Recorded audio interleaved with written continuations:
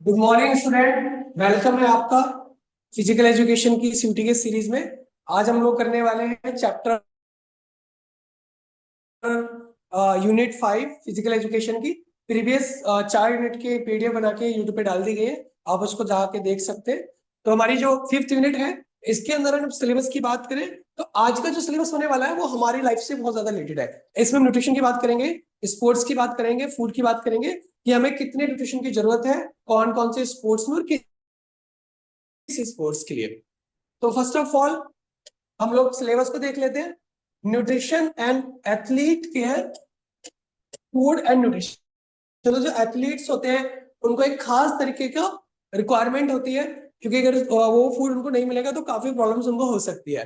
तो ये इसमें हमें जरूरत रहती है कितने कार्बोहाइड्रेट, कितना हमें वो सारी चीजें लेनी है। तो importance of balance diet for sport person, diet for power sport, short and long duration sport, food adulteration and awareness, athlete care, cause and management of common sport injury, sprain, strain, contusion, abrasion, cramp, muscle pull, dislocation and fracture, obesity and its management, drugs and doping education।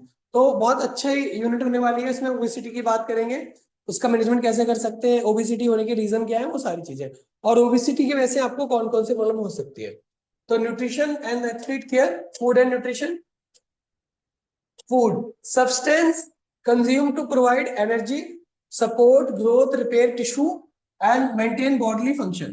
Nutrition, the process by which the body utilize food for energy, growth, and maintenance of health.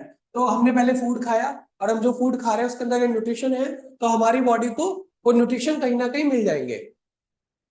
तो वो हमें वहां पर ये चीज हमें देखनी होती है। ठीक है, आगे हम लोग देखते हैं न्यूट्रिशन एंड देयर फंक्शन। तो इसमें हम लोग देखेंगे कि जो न्यूट्रिशन है उसके जो फंक्शंस हैं वो किस तरीके से काम करते हैं।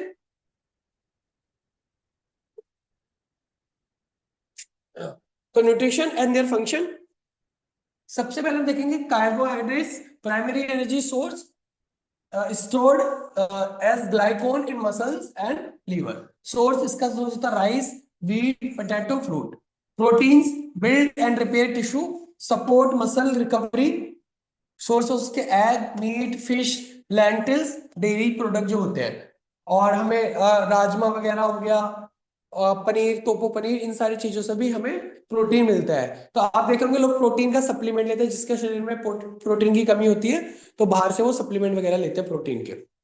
फैट, फिर अगला फैट है कॉन्सेंट्रेटेड एनर्जी सोर्स, एड इन हार्मोन प्रोडक्शन सोर्स। इसके नट्स, ऑयल, एवोकाडो, बटर, इस सारी चीजों से मिलते हैं। और हमारे घर में भी जैसे नॉर्थ इंडिया में हम लोग देखें तो मस्टर्ड ऑयल का हम लोग यूज करते हैं, मक्खन वगैरह हो गया, या हम कोई नॉनवेज वगैरह खाते हैं तो वहां से भी हमें फैट्स वगैरह मिलता है।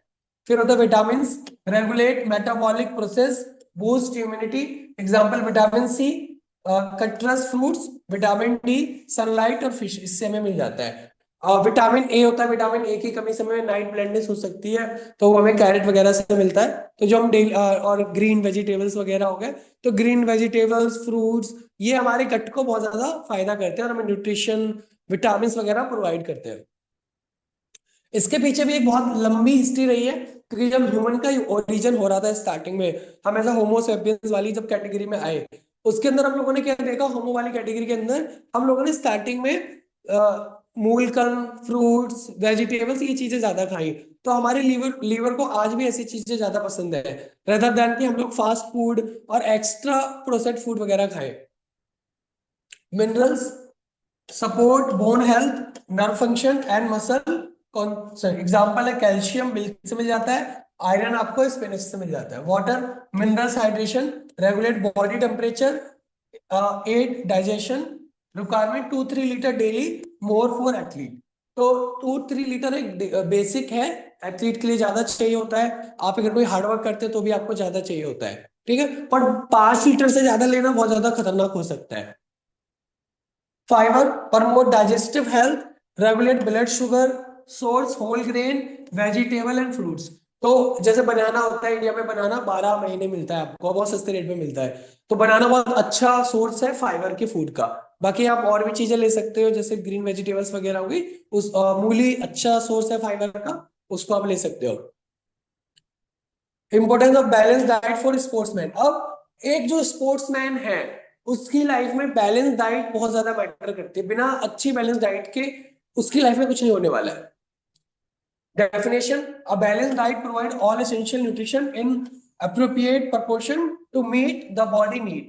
Significance for athlete: energy supply, muscle recovery, injury prevention, performance optimization, hydration, immune system। इन सारी चीजों से उसको फायदा होता है और कुछ चीजों से वो बच सकता है। प्रिंसिपल्स क्या है इसमें? वैरायटी होनी चाहिए, include all food group to cover nutrient needs, timing pre event, during and post event, meal optimise performance and recovery. Individualisation: diet should match the athlete sport body type and goal. अभी जैसे अभी मतलब ये हुआ था Olympics के अंदर, हमारी एक प्लेयर थी जिनका नाम शायद विनेश फोगाट था। तो वो उनका वजन बढ़ गया था। तो बेसिकली क्या था कि हर एथलीट की अपनी एक इंडिविजुअल डाइट होती है, उसको कौन से स्पोर्ट में जाना है, कितना उसको वेट रखना है, वो इससे यहाँ पे हमारा डिसाइड हो जाता है। डाइट फॉर पावर स्पोर्ट्स में क्या क्या चाहिए होता है इसमें? Power sport example weight lifting, sprinting require explosive strength and short burst of energy. High demand for muscle mass and quick energy release.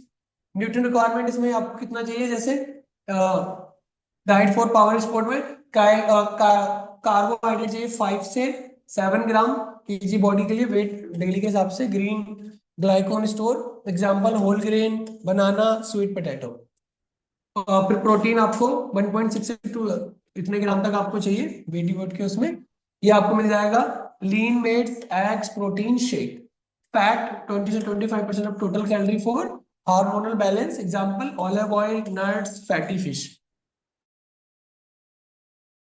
Hydration आपको 500 से 1000 मिलीलीटर हावर ड्यूरिंग ट्रेनिंग के टाइम पे आपको स्वेट लॉस होता है तो आपको पानी चाहिए। सप्लीमेंट इफ नीडेड, सप्लीमेंट वाला एक्स्ट्रा होता है। अगर आपको लग रहा है कि आपको जरूरत है, जिम वगैरह जाते हैं लोग तो वहां पे उनका जिम ट्रेनर को बोलते हैं कि आपको सप्लीमेंट की जरूरत है। मील प्लान एग्जांपल, तो pre workout oatmeal with fruits milk 2 hours before, during workout electrolyte drink banana, post workout chicken beast, quinoa, stem vegetables protein shake। Diet for short and long duration sport. अब इसमें अलग अलग लिखा हुआ है short duration sport में, जैसे example 100 metre sprint, gymnastic, इसके लिए less than 2 minute. Energy source anaerobic stored in glycogen ATP. Diet source है हाई कार्ब्स जो ग्लाइकोन लोडिंग करे, moderate protein, low fat. Meal timing carb rich snack example energy bar 30-60 minute before, protein bar mix post event. Long duration sports में जैसे marathon और cycling, इसमें over 1 hour। Energy source aerobic glycogen and fat, इसमें आपको high carbs चाहिए, moderate protein, high fat और electrolyte चाहिए आपको। Meal timing carb loading 2-3 days before meals for sport drink during event, recovery meal within 30 minute post event. तो इसमें लिखा हुआ है कि आपको जैसे कार्ब इंटेक कितना चाहिए शॉर्ट ड्यूरेशन स्पोर्ट में और लॉन्ग ड्यूरेशन में। तो कार्ब इंटेक 6 से 8 ग्राम, इसमें 7 से 10 ग्राम। प्रोटीन इंटेक में इसमें 1 से 1.6, इसमें 1.2 से 1.8। फैट इंटेक लो और इसमें मॉडरेट आपको रखना। तो ये ग्राफ टाइप का है जिसमें आप इसमें कंपैरिजन कर सकते हो, क्योंकि ये स्पोर्ट्स से वैरी करता है कि कौन सा स्पोर्ट्स है, तो उस हिसाब से हम इसको करते हैं। अगला है food adulteration and awareness. Food adulteration, addition of harmful or inferior substance to food, reducing quality of safety example adding water to milk, synthetic color to spices। तो जैसे हमने देखा होगा कि आज एड मतलब बहुत ऐड आती है टीवी वगैरह में, फोन पे, जैसे कई मिर्च वाले चिल्ली वाले ऐड करते हैं कि हमारी जो मिर्च है बहुत ज्यादा लाल है, या आप हल्दी देखोगे तो बहुत ज्यादा येलो होती है। तो नेचुरल नहीं होती, उसमें ऐड किया जाता है कलर। जैसे आप लोगों ने बचपन में गुड़िया के बाल खाए होंगे रेड कलर, उसमें कलर डाला जाता है, वो कलर जो होता है जो कपड़े को प्रिंट करने में काम होता है, वो बहुत ज्यादा हार्म करता है। और मसाले डाले, हलवाई जो सब्जी बनती है शादी वगैरह में उसमें देखोगे तो वो कलर मंगवाता है अलग से, क्योंकि उसको कलर लाना है, वो स्वाद के साथ साथ उसको दिखना भी चाहिए कि वो ऐसी है। और हमारा दिमाग इस चीज से बहुत जुड़ा हुआ है, अगर बिल्कुल परफेक्ट कलर होता है तो हमें लगेगा ये चीज बहुत ज्यादा अच्छी होगी। मतलब बहुत सारी चीजों में कलर डाला जाता है। इवन जो लड्डू बनते हैं, रसगुल्ले बनते हैं, इनमें भी कलर वगैरह डाला जाता है, जलेबी में कलर डाला जाता है। कॉमन अल्ट्रेशन है जैसे मिल्क के अंदर वाटर, स्ट्रेच, यूरिया डालना। स्पाइस में ब्रिक पाउडर, आर्टिफिशियल डाई। तो कुछ लोग तो आर्टिफिशियल डाई और ब्रिक पाउडर भी डाल देते हैं। ऑयल्स में वो डाल देते हैं चीप ऑयल और एगमोइल ऑयल। तो सस्ता तेल महंगे वाले तेल में मिला देते हैं। ग्रेन्स में स्टोन और व्हील्स वगैरह डाल देते हैं। जैसे ना दाल में लोग बहुत ज्यादा करते हैं, जैसे ना अब हम लोगों को दाल का इतना पता नहीं होता, हम बस कलर से दाल को पहचानते हैं, तो वो क्या करते हैं कि चने की दाल में मटर की दाल मिला देते हैं। तो अब चने की दाल जो थोड़ी महंगी है, मटर की दाल थोड़ी सस्ती है, क्योंकि सर्दियों में मटर 10 रुपए किलो बिक रही है, थोक में लगभग और सस्ती मिलेगी आपको। तो इस तरीके की मिलावटें की जाती है कि हमें पता ना चले। अब जैसे मोमोज की चटनी है, समोसे के साथ जो चटनी आती है तो उसमें कलर डाला जाता है, साफ है। हरी चटनी में हरा कलर डल रहा है, लाल चटनी में लाल कलर डल रहा है। Health risk, digestive disorder, food poisoning, long term issue like cancer, form artificial diet. Detection method है मिल्क में lactometer test for density, drop test for water. Spice में dissolve in water to check for sedimentation और colour bleed. Oil में smell test, rancidity check, general में look for unnatural texture, taste और smell. तो awareness है check level, buy from reputed brand with FSI certification. तो जब भी आप कोई चीज खरीदो तो उसका एफएसआई सर्टिफिकेशन होना जरूरी है। यानी वो आपको खा देखो, पैकेट चीज आप लोगों को आपको नुकसान तो करेगी, क्योंकि हमारा लीवर उस तरीके से काम नहीं करता, हमारी बॉडी, हमारी चीज नेचुरल चीजों के लिए ज्यादा हैबिट है उसकी। Home testing use simple test, iodine test for starch in milk. Education spread awareness about adulteration risk. Legal action report adulteration to food safety authority. और आप इसके साथ साथ जो हमारी कंज्यूमर प्रोटेक्शन अथॉरिटी है, सीपीए, जो 1986 में इसका पहला एक्ट आया था, और फिर 2019 में इसका दूसरा एक्ट आया, तो हम 2019 के नाम से अंदर उसमें भी कंप्लेंट वगैरह कर सकते हो, ठीक है। पर हमें ये देखना पड़ेगा कि हमारे पास अवेयरनेस हो, हम ऐसे चीजों को वो करें। फिर athlete care cause and management for common. अब ना कुछ स्पोर्ट इंजरी हो जाती है, और हम लोगों की लाइफ में बहुत सारी स्पोर्ट इंजरी होती होगी खेलते हुए, पर हम अब होती सबको है, पर हमें थोड़ी भी होता। हम देसी भाषा में कहते हैं कि घुटना मुड़ गया, मोच आ गई, पर उसको एक नाम दिया जाता है, तो वो आपको पता होना चाहिए, ठीक है। तो जैसे स्प्रेन कॉज ओवर स्ट्रेचिंग और tearing of ligament, example ankle twist. तो जैसे भाग कई बार हुआ, मेरे साथ भी कई बार हुआ है कि जैसे यहाँ से उतरते हुए या कहीं पर गड्ढे में जैसे आपका पैर का बैलेंस खराब हुआ, तो क्या होगा, आपका एंकल ट्विस्ट हो जाएगा, इस तरीके से जैसे इसमें दिखाया जा रहा है। फिर स्ट्रेन कॉज ओवर स्ट्रेचिंग और tearing of muscles, tendons, hamstring pull. तो ये इस तरीके से जो आपकी मसल्स होती है, जैसे आप इसमें देखोगे ग्रेड में थोड़ी सी फट रही है, फिर ज्यादा और ज्यादा लगोगे, और तीसरे में हो जाती है, तो मास इसमें एक तरीके से मसल्स का कहीं ना कहीं फट जाता है। मसल्स पेन होता है, बहुत ज्यादा वीकनेस होती है, तो इसमें आरआईसी हम मेथड का यूज कर सकते हैं। फिर है contraction.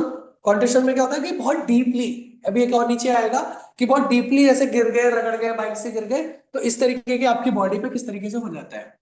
Direct impact causing bushing, thick high hit, तो बहुत डेप्थ में जाता है, स्वेलिंग होती है, डिसलोकेशन हो सकती है, क्योंकि काफी ज्यादा लगता है। आइस एप्लीकेशन 20 मिनट, इसका मैनेजमेंट है कंप्रेशन बैंडेज, रेस्ट 24 से 48 आवर। अगला है abrasion, skin scrap of sliding on. ये ज्यादा नहीं होता, ये थोड़ा वो वाला डीप में है, वो अंदर तक जा रहा है, और ये थोड़ा सा ऊपर स्किन पे होता है, ये वाला जो होता है अब्रेशन। तो इसमें इसमें रेडनेस होगी, माइनर ब्लीडिंग होगी,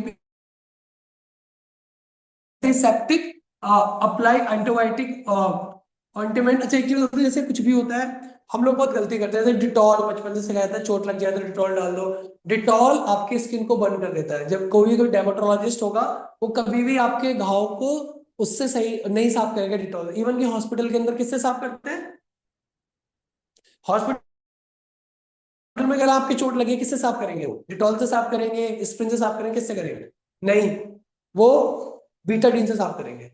ये नोटिस करना, ये अब मैंने पहले नोटिस नहीं किया था, मैंने एक जगह देखा है, पढ़ा था, तब मुझे फिर मैंने रिकॉल किया कि हाँ, कि किसी की चोट लगी थी तो लेके गए थे, तो उन्होंने डिटॉल में डाल के उन्होंने उसी से बीटाडीन से साफ किया था उसको, क्योंकि वो स्किन को जला देता है। फिर होता है cramp, cause muscle over contraction due to the dehydration, electrolyte imbalance. इसमें सडन इंटेंस मसल पेन होता है भी, और ये हमारे होता है, हम इसको कहते हैं, ये इस तरीके से एकदम पेन होने लग जाएगा, हम इसको कहते हैं नस चढ़ना।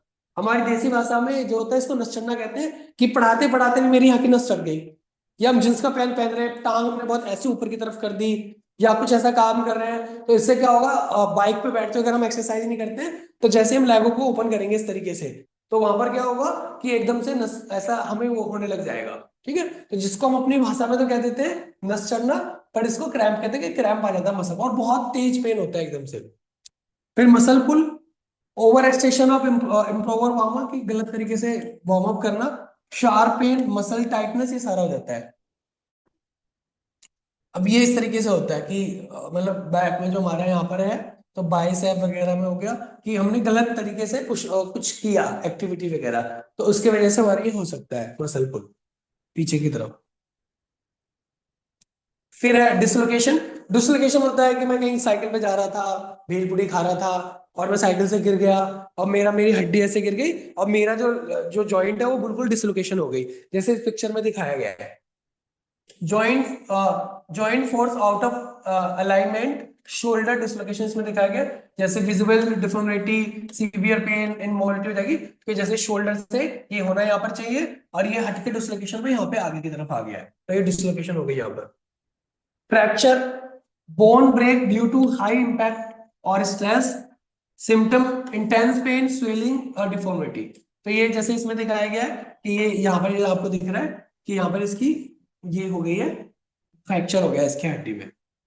और देखो, हड्डी जो होती है, बोन होती है, वो अपने आप टूटती है, आपको अच्छी डाइट लेनी है, डॉक्टर और उसको बैलेंस करता है, तार लो, ज्यादा टूटी होगी तो तार लोहा डाल के इसको करेगा बैलेंस, या उसके अंदर रॉड डालेगा, सिंपल होगी तो हड्डी अपने आप जुड़ जाती है। और ये जो पहलवानी का अपने हमारे में धंधा चलता है, कि हिमालय पहलवान, इलाहाबाद का पहलवान, दिल्ली का पहलवान, जाट पहलवान, तो ये सारा बकवास है। ये बिना उसके अगर प्रॉपर तरीके से एक्सरे की आपको वो कर देंगे, तो हड्डी टेढ़ी जुड़ जाए, हड्डी तो अपने आप जुड़ जाएगी। अब मत जाओ, अब मेरे पास लेके जाओ, मैं उसमें बांध दूंगा फट्टी, जुड़े अपने आप जाएगी, बट गलत तरीके से जुड़ेगी। तो ये भी है कि लोग जाते हैं और अपनी हड्डियां खराब करा लेते हैं। ऐसे केसेस मैंने देखे हैं कि ये फरीदाबाद का केस था, सराय में कोई डॉक्टर था, वहां पर गए, उन्होंने उनकी हड्डी टेढ़ी जुड़ गई, अब वो लगड़ा के चलने लगे, फिर उनका एम्स ले गया, और एम्स में जब उनका कराया तो हड्डी टेढ़ी थी, फिर उनका पैर तोड़ा, फिर उसको बैलेंस किया, अब वो ठीक है, वरना उनकी पूरी जिंदगी खराब। ऐसे कई केस देखे हैं कि लोगों की जिंदगियां खराब हो गई छोटी सी चोट में, ये छोटी मोटी जगह से एक्सरे करा के, प्लस्तर वगैरह कराने में, किसी पहलवान पे जाने पे, तो थोड़ा सतर्क रहे इस चीज में। अब देखते हैं obesity and it's management. Obesity, excessive body fat accumulating BMI 30 kg से जब ज्यादा होता है, तो वो बीएमआई इंडेक्स के अंदर उसको ओबिसिटी कहा जाता है। ठीक है, poor diet, high calorie, low nutrient food, inactively post injury और ऑफ सीजन, इनएक्टिव होना, हार्मोनल इम्बैलेंस और मेडिकेशन, तो मेडिकेशन की वजह से, एक्टिविटी ना करने की वजह से, और आपका पुअर डाइट की वजह से हाई कैलोरी, जैसे हमने कोल्ड ड्रिंक ले ली, अब उसमें पढ़ोगे आपने कोई चौको बार ली, उसके अंदर न्यूट्रिएंट कम है, बट कैलोरीज बहुत हाई है, इतनी कैलोरी हम बर्न कैसे करेंगे? हम तो पैदल चलते नहीं है, हम तो बैडमिंटन खेलते नहीं है, हम फुटबॉल खेलते नहीं है, बास्केटबॉल के लिए हमारी हाइट नहीं है, तो क्या करोगे? फिर घर के बगल में पार्क में 100 बहाने होते हैं, हमारा दिमाग बहुत सौ, जब आपको बहाने बनाने होंगे ना पढ़ने के ना एक्टिविटी करने के, 100 बहाने दे देगा। जबकि आपका जब भी पढ़ने का मन ना करे, तो आप पैदल चलो, थक जाओगे, चलते रहो, तब फिर पढ़ने का मन करने लगेगा। जब भी लगेगा ना मन नहीं करना पढ़ने का, मोबाइल चलाना है, फोन रखो घर पे, पैदल निकल जाओ, पैदल चलो, जब थका के घर पे आओगे, तब लगेगा कि पढ़ना आसान है, इससे फिजिकल एक्टिविटी भी हो जाएगी। अब इससे हेल्थ रिस्क क्या होता है? Joint stress, cardiovascular issue, reduce stamina. Diet से कैसे मैनेजमेंट कर सकते हैं? Calorie deficit with nutrient dense food, increase protein, fibre, reduce refined carbs, sugar. तो आप कोल्ड ड्रिंक वगैरह कोई भी ऐसी चीज खाओगे तो भर के कार्ब मिलेगा, भर के शुगर मिलेगी, तो इस चीज को आपको अवॉइड करना चाहिए। एक्सरसाइज करना चाहिए, लाइफ स्टाइल को चेंज करें, 7-8 घंटे सोएं, स्ट्रेस मैनेजमेंट करें, योगा करें और एक्सरसाइज करें, मॉनिटरिंग करें अपना बीएमआई इंडेक्स को। ड्रग एंड डोपिंग एजुकेशन, तो अब स्पोर्ट्स के अंदर हमें ना डोपिंग का भी दिखता है कि लोग अपनी परफॉर्मेंस को एनहेंस करने के लिए डोपिंग वगैरह का सहारा लेते हैं।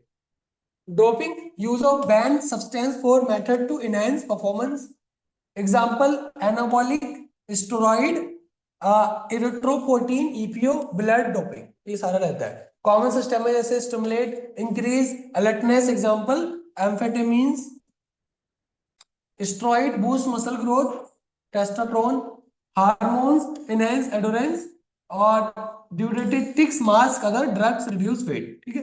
हार्ट हेल्थ रिस्क क्या होता है? हार्ट डिसीज हो सकती है, लीवर डैमेज हो सकता है, इनफर्टिलिटी हो सकती है, साइकोलॉजिकल इश्यू हो सकता है, एग्रेशन वगैरह सारे रहते हैं।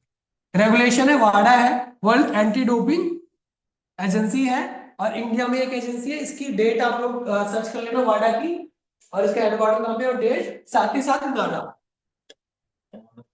वाडा for world, NADA for India, national anti doping agency. तो क्या होता है कि मैच के पहले या मैच के बाद किसी भी उसका हम लोग रैंडमली सैंपल ले लेते हैं और पता चल जाता है कि इसने डोपिंग किया कि नहीं किया। वाडा और नाडा, और नाडा बड़ा है 10 नवंबर 1999। तो ये बहुत इंपॉर्टेंट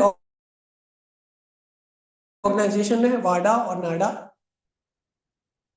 तो एजुकेशन एंड प्रिवेंशन, अवेयरनेस फैलाए, टेस्टिंग कंप्लायंस को मजबूत करें, रेगुलेट करें उसको, और alternative focus on nutrition, legal supplement, example protein, creatine, date, क्या व्हाट इज डे मतलब मंथ ईयर। गवर्नमेंट की वेबसाइट पर आती है। rise of coaches and role of coaches and institution, monitor athlete supplement use, conduct workshop on doping risk, encourage reporting of doping violation। तो अब इसको ठीक किया गया है काफी, लेकिन स्पोर्ट्स के अंदर भी काफी, जैसे स्पोर्ट के अंदर नेपोटिज्म, जान पहचान, और दूसरा होता है कि लोग अपनी एज को बहुत कम करवा के लिखते हैं। लोग जब जाते हैं, ऐसे केसेस मैंने देखे हैं, कई हमारे स्टूडेंट थे जो स्पोर्ट्स में अभी भी दिल्ली यूनिवर्सिटी की तरफ से खेलते हैं, तो वहां बहुत बड़े बड़े बच्चे आते हैं, एज 14 साल, 16 साल, और है पूरे 21-22 साल के। तो एक ये भी बड़ा है कि इसको कैसे हम लोग रेगुलेट करें। तो गवर्नमेंट ऑफ इंडिया ने अभी है कि आपका डेथ सर्टिफिकेट, बर्थ सर्टिफिकेट तो मैंडेटरी किया है, तो इससे काफी सही रहेगा कि हमें एक्चुअल डेट पता चलेगी किसकी क्या है। हाँ, what is question? Creative natural होता है, क्रिएटिव एक नेचुरल टाइप का आर्टिफिशियल में उसको बनाते हैं, बॉडी के लिए वो हाँ हेल्पफुल होता है। तो आप लोग वाडा और नाडा की डेट देख लेना। वीडियो कैसे लगी आप लोग कमेंट कर सकते हैं। अब हम लोग आपको मिलेंगे 6 यूनिट में, उसके साथ देखेंगे, और मतलब कल 1-2 दिन में आपका पूरा सिलेबस कंप्लीट हो जाएगा। उसके बाद हम इसके एमसीक्यू सीरीज चलाएंगे। लाइक करें, सब्सक्राइब करें, शेयर करें। Thank you so much.